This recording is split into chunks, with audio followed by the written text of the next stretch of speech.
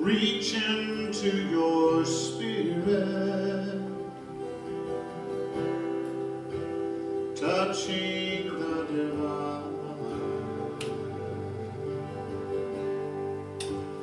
Let's explore the beauty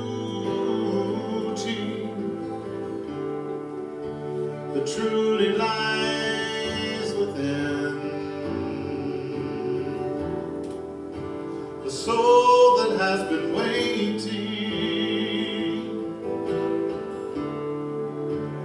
just to be your friend,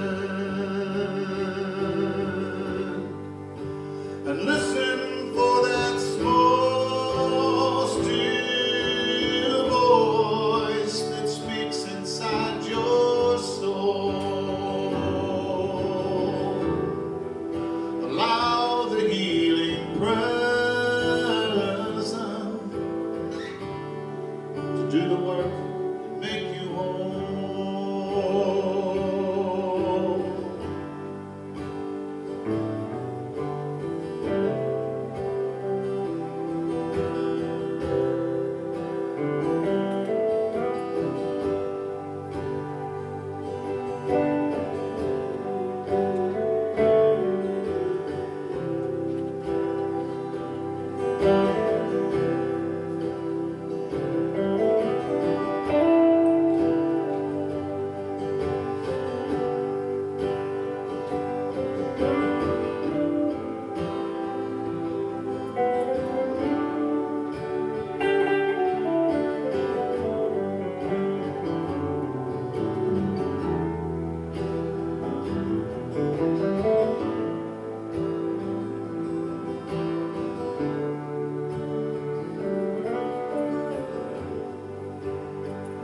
Let's listen.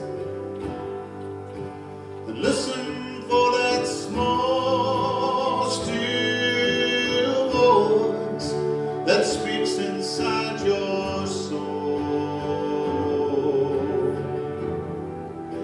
Allow the healing presence to do the work, make you whole. Let's listen.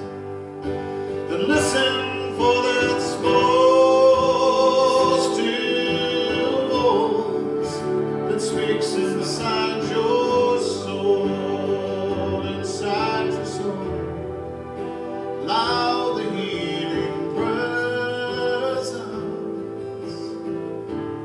lift you up, make you whole. Allow the healing presence. Allow the healing presence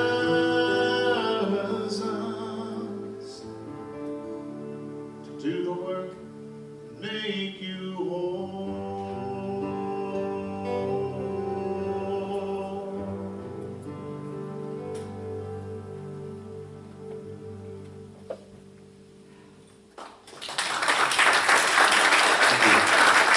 Reverend James King. So please, Unity of Savannah, give us your warmest welcome for our special guest speaker today, Reverend Jack Bomar.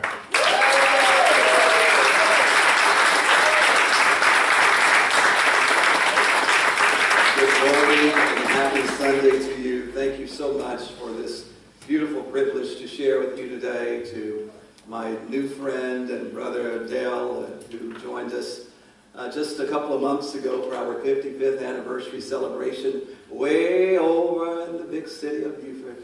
You know, the queen of the Carolina Sea Islands, and it's just good. Thank you, Dale, for the invitation. Thank you, James. It's always good to be in your presence, and to Reverend, all of the reverends and ministers. I love it. You have so many. I know you have at least one to spare. Come on. At least one Sunday out of the month. It's so good to see you. Come on, lift your hands as you're able. Shake them, wave them, so you can go home and tell everyone, I shook hands with everybody in church today. Oh, it's so good to be here. I am excited about life, and I am excited about living. What about you? Yes. I am glad to be here at this time on this earth, and I am wonderful terribly excited about how God is showing up uniquely as each one of us. How about you? Yes. Are you glad to be alive? Yes. Are you glad to be awake? Yes. Are you glad to be aware? Yes. Are you enthusiastic about life? Yes. Do you know who you are? Yes. Do you know where you are? Yes. Do you know where you're going? Yes. Oh my God, you're in the right place at the right time with the right people, and the right thing is already happening. Give yourselves a hand. All right. I was told that the first group was the meditative group. I didn't have the mic. And this group, you're not that meditative. It's a different energy. It's a lively energy in here. And so I might get a little loud, and John, I'm glad you just bring it down. If I'm way loud, I'm not yelling. I'm just passionate. I'm so passionate about life. And I'm excited to have the privilege to stand and do what I do. And if I get excited, just come and bring it down some, all right? Just bring your hands down, and we'll tune it down. That ain't gonna happen. And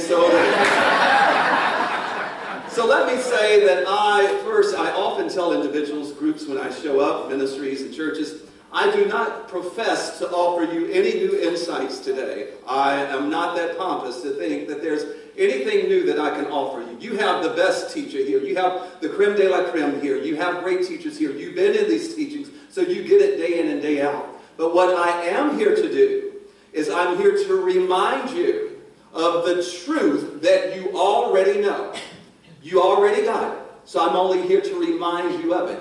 In her book, Lessons in Truth, Dr. Emily Cady says, and this is why it's important that we do this, that the primary cause of all human suffering is forgetfulness. When we forget the truth, we suffer.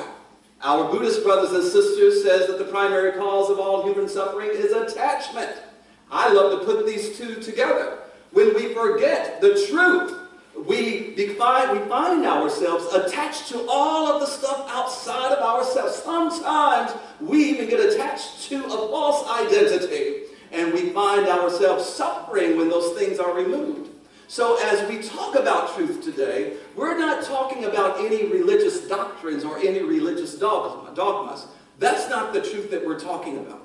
For there are groups, centers, churches, ministries, and ministers all over the city. In fact, I passed several coming here. And all over how many churches or spiritual centers would you say are here in this beautiful city of Savannah? How many? Guess. Come on, take a guess. And there are a number of people who feel that they have the truth. And they're the only ones with the truth. And some feel that they have a monopoly on truth. But it's not the truth in the sense of dogma or religious doctrine. The truth that we teach and preach about is the truth of you. I'm talking about the truth of who you are in God and who God is in, through, and as you. That's the truth that we teach. For Jesus, the master teacher, says, and you will know the truth. And the truth will do what? It's going to set us free. And it says, when the Spirit of truth comes, it will lead us into all truth. The truth of God. Whether we're feeling good, whether we're feeling bad, whether we're in the country, whether we're in the city, whether we are wherever we are. The truth is the truth, and it never changes. For you are the way God is happening on this earth, and that will not change, whether you accept it or not. That's the bottom line. So in keeping with your theme for the morning, homecoming, and what a wonderful opportunity it is to share. How many of you are visiting for the very first time today? Just by show of hands? Well, welcome. And I thank you. It was a pleasure meeting you. The sheriff, I believe. Yeah, come on. That's it. It must be pretty all right in here. It must be okay at this spot if the sheriff's showing up, all right? So we're in good company? All right. The sheriff is here. That's a good sign. That's a good sign. That something good, as Eric Butterworth would often say, something good is happening here. Let's say it together. Something good. That's not, come on, some of you got it. Emphasize the good. Something good is happening here. Come on, get your hands moving. You know what to do. Come on, are you ready? Something good is happening here. And I want you to take it from out there and bring it here. Something good is happening here. All right. Now tell your neighbor, it's a privilege to be sitting by me this morning. And you should be happy. All this goodness right here.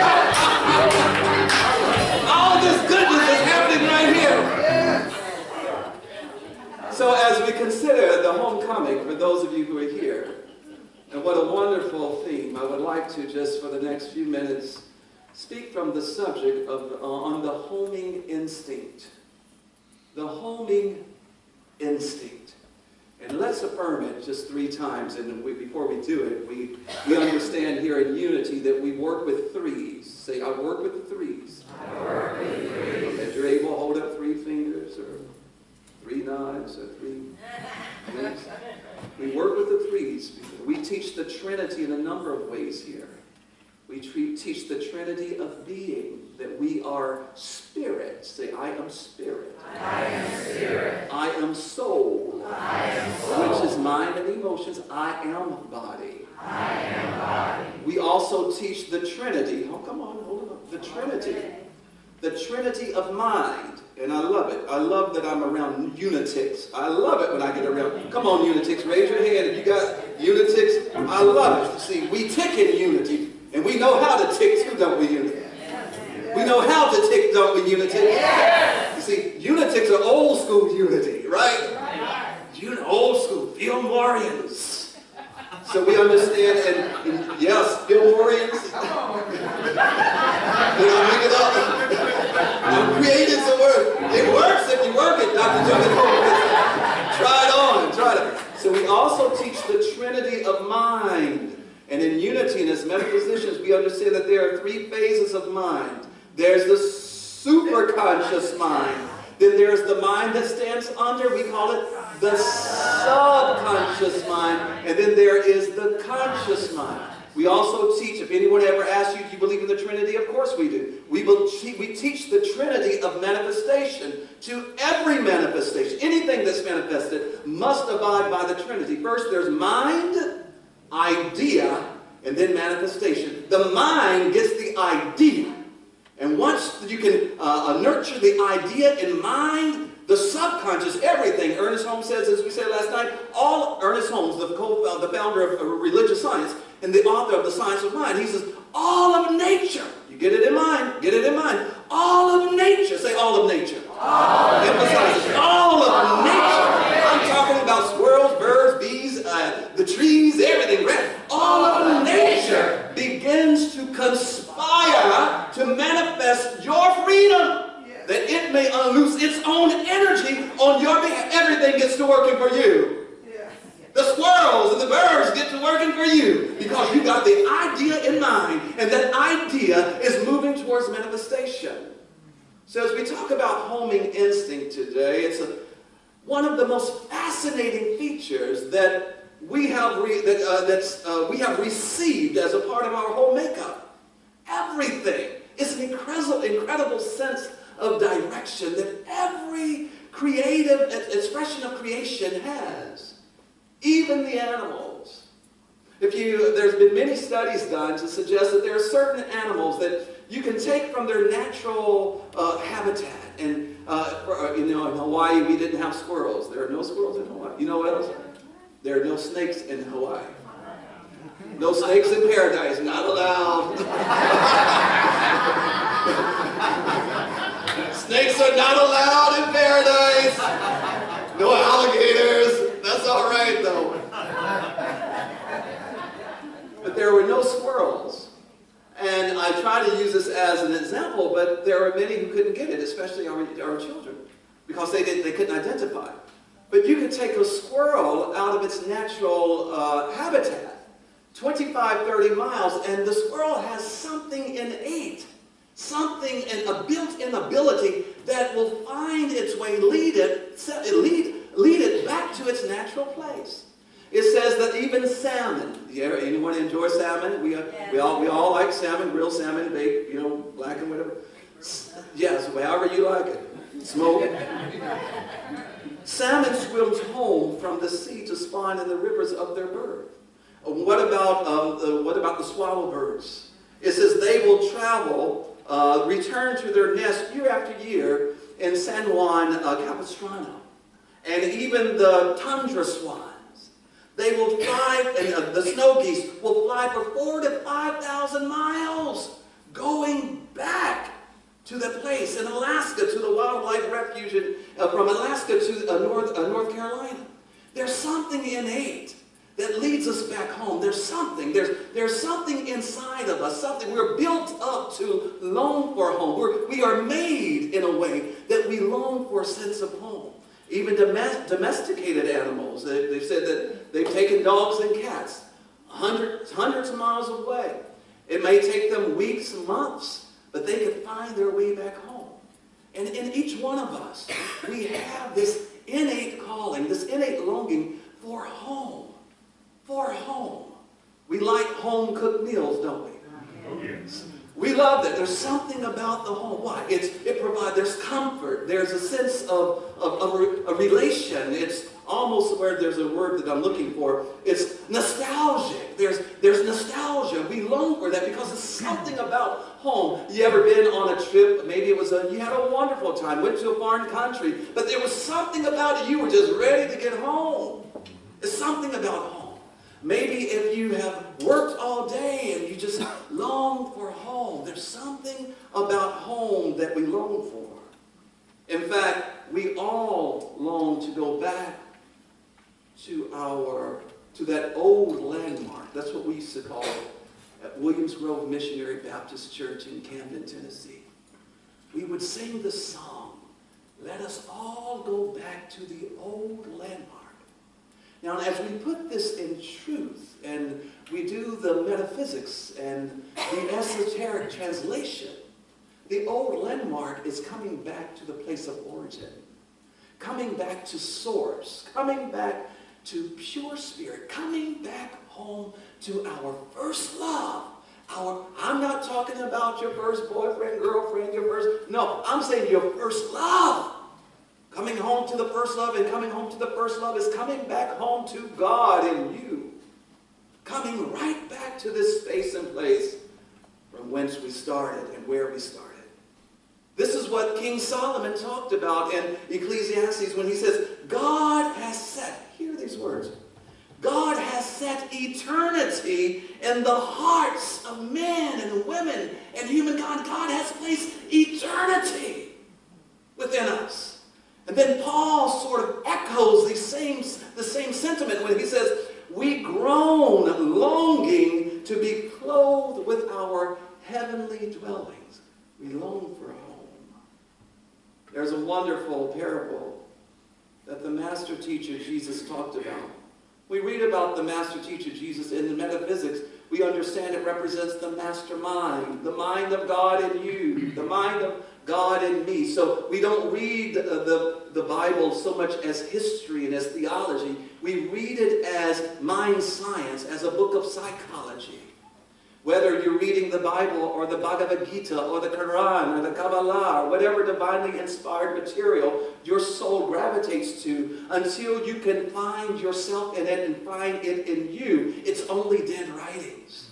And that's what Charles Fillmore did when he took the Bible and he actually did an interpretation of it, and he put it in the form of the Metaphysical Bible Dictionary and the Revealing Word. He says, if you can read it, if you can find it in you and find yourself in it, it's a living document. So we don't carry the Bible.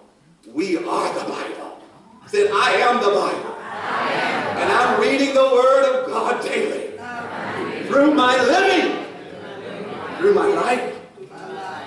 And so Jesus gives this wonderful example. It's a parable. And when we read about parables, we know that a parable is a story within the story. And as metaphysicians, we know that we have to go beyond the physical. Meta, M-E-T-A, I know that you know it here. Meta means to what? Go beyond, to go over the physical. And we find the hidden spiritual meaning of Scripture. And he gives this wonderful example of this homing instinct that's in everyone. And he tells it in the parable of a young man who decided that he wanted all of his inheritance. And he goes to his father and he tells his father, I want what belongs to me by divine right.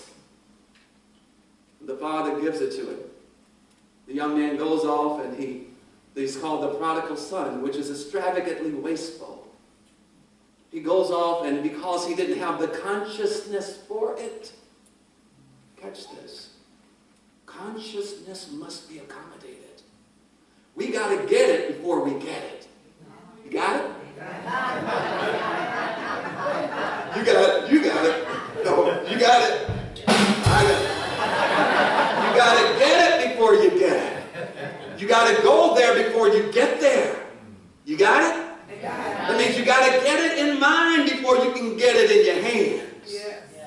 You got to get it in your soul before you get it in your life. You got to go there in your mind before you go there with your behind. Sorry. And if you don't go there with your mind, your behind will never find it. I have to say that's my predecessor coming forth. I can feel him chanting. That's the Reverend Frederick Eichencoder, better known to millions as a Reverend Ike coming through. I feel him coming through. And you can't lose with this stuff that I use. You can't miss if you work with this. We get out of the ghetto and into the get-mo. More God, more God, more God. Hallelujah. Hallelujah. More God. And then we get into more of the truth. And it's the truth that Jesus said that sets us free. You see, when we know the truth, oh, you walk around full of joy and light. When you know the truth, you're not worried about no OPP, other people's opinion. You're not worried about what people say or think because you know the truth. That I am the way God. I am the way God is showing up. I am the way God is. It's not arrogance. It's not being pompous. It's just knowing the truth. That God is happening through and as you. Yes. Amen. All right. And God calls us back into oneness, sameness, divine sonship, daughtership, divine childrenship, divine channelship. Am I making up some ships? Come on. Into divine fellowship.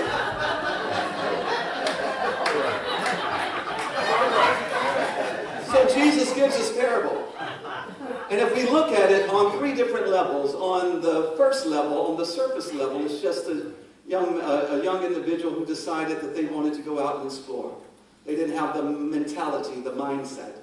They didn't have the consciousness to ultimately make the most of their experience. He enters, he swindles it, he goes out, he spends it, he gives it all away, he has this wonderful life, but he hits rock bottom. He finds himself in the pig pen, cleaning up pigs, eating pig slop. But yet it says in the text that he came to himself. He had what Reverend Michael Beckwith, our dear friend and brother, calls a revelation. Dr. Johnny Coleman, my spiritual grandmother, would often say, there's nothing to be healed in the body. There's nothing to be healed in this world. Only God to be revealed. She says, you don't need a healing, you need a revelation. That once it is revealed that God is all there is, and this allness, this isness, is right where I am. Anything that's unlike the nature of God must flee. The nature of God, of good, must flee. So on the surface level, that's it. He didn't have the mindset. But if we look at it on a spiritual level, it's representing, he's telling it on a different level, where all of those who have ever felt like an outcast in society, or maybe an outcast in your family, maybe an outcast on your job, or whatever your space or place might have been. It's referring to this coming back home to the Father. And in this context, on the spiritual level, the Father is God. God our Mother, God our Father. But then on a metaphysical, esoteric level, the prodigal son represents the mind of man that has descended into materiality and has fallen asleep to spiritual consciousness. It is the mind that has slipped into this world of effects and have fallen asleep to the truth of spirit. And we see those people, in fact, they have movies and shows, we call them Dead Men Walking. Is that the name of the show? Dead Men Walking? See, I don't watch it, I don't know, I just heard about it. Dead, sleepwalking, dead, walking. Dead to the truth of who and what they are. Longing for us. You didn't tell me what time I need to finish. Just keep going. We won't make it too much longer. So Jesus gives this wonderful parable of this innate sense that longs for home, longs to return back to our true self, our true identity. And friends, we will see those, and many of us have probably had that experience where you just long for home. I'm originally from Tennessee, and I've been so blessed to have traveled around the world, lived in many beautiful places. Yet, and I found I've traveled through the humanitarian organization that I founded, Blessing Hands USA, have traveled to many of the far corners to just do blessing and render blessings, to provide relief efforts, whether it's in Haiti or Dominican Republic or Ghana, West Africa, or the Philippines, or right now we're working with Puerto Rico, which is a part of this country.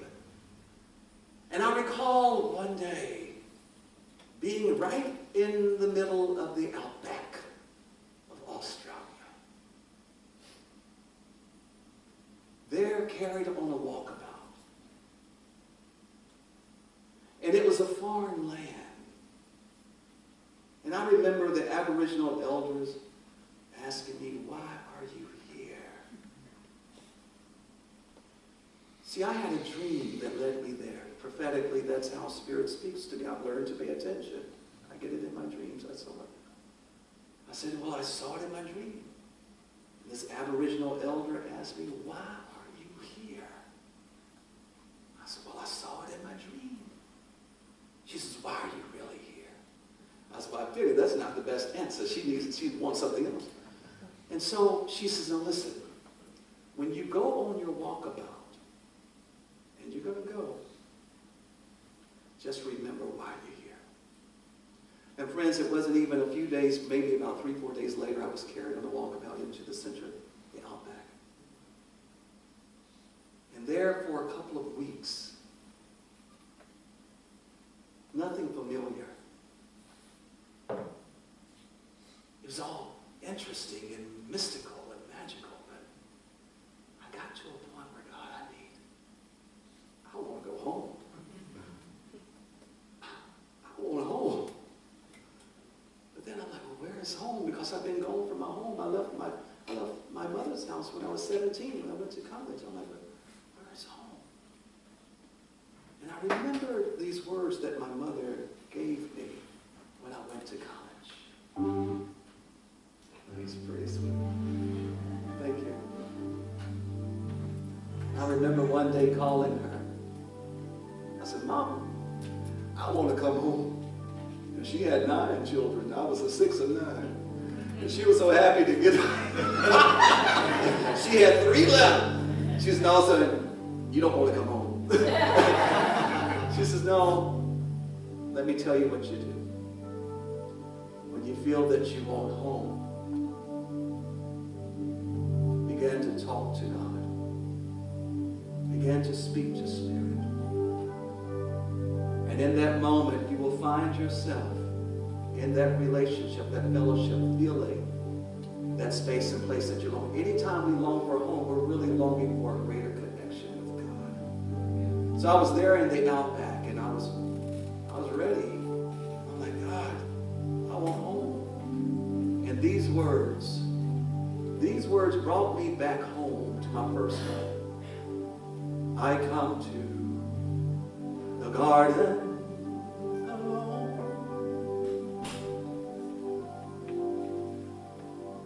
While the dew is still on the roses,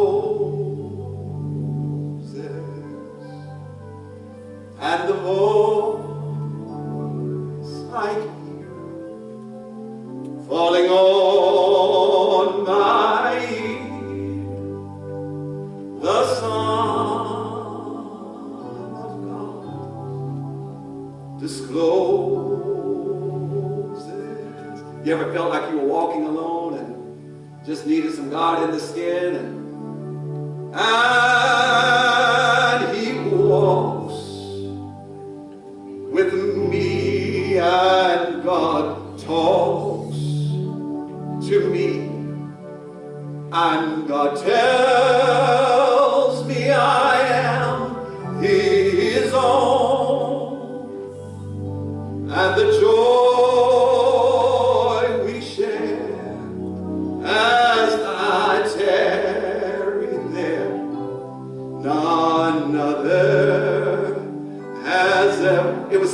something happened. It began to happen.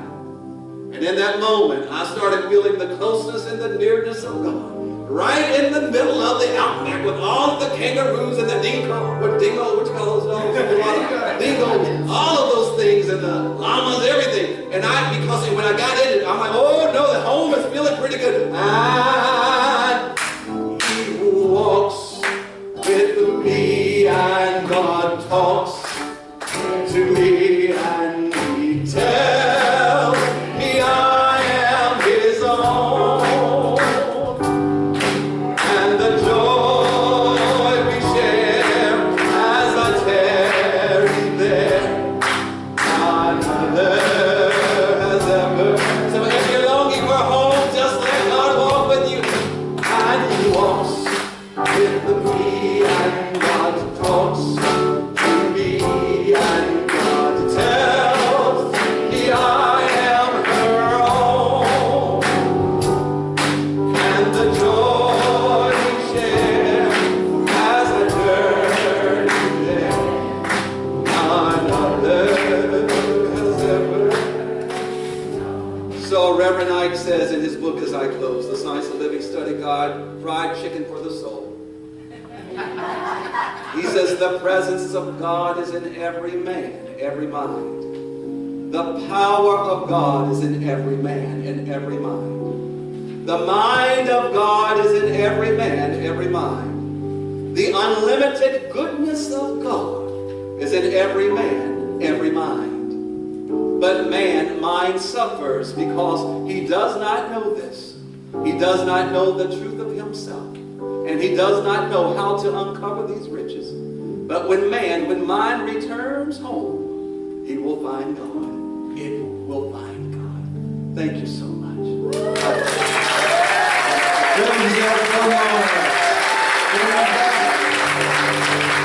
Thank you, Jack.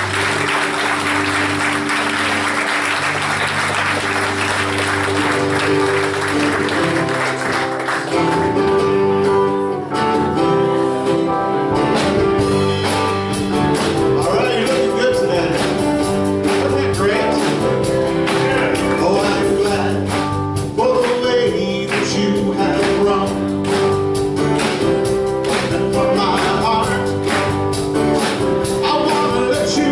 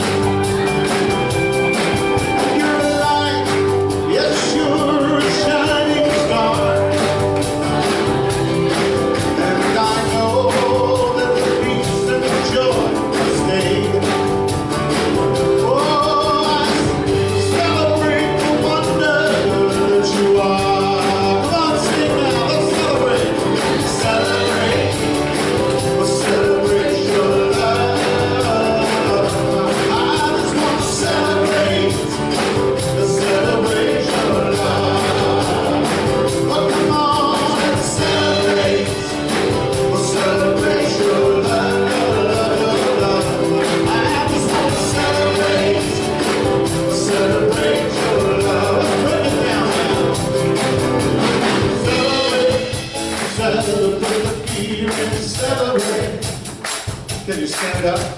Celebrate, celebrate the feeling, celebrate. See if you can move your feet just a little bit, can you?